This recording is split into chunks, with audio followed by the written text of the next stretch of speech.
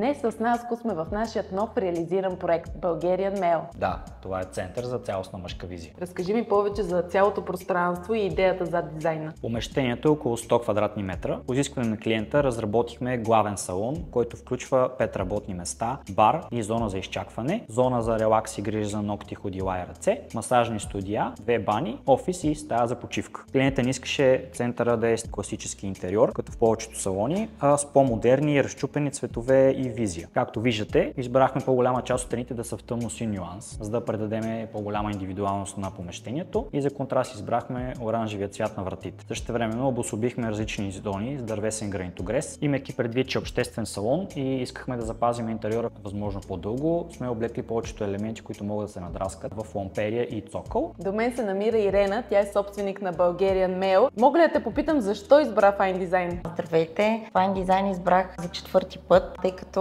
съм изключително доволна от цялата тяхна организация. Най-много бяхте полезни именно в взимането на правилните решения, тъй като от самото начало вие предоставяте на вашите клиенти въпросник, който много добре ги ориентира. След това има 4 етапа, които са изключително удобни, като започваме от функционалното разпределение, след това визуализацията, след което преминаваме работни чертежи, изключително важни и накрая, разбира се, офериране. Много ти благодаря за това интервю. Не забравяйте да ни последвате, защото в следващото видео ще ви покажа етаж номер 2.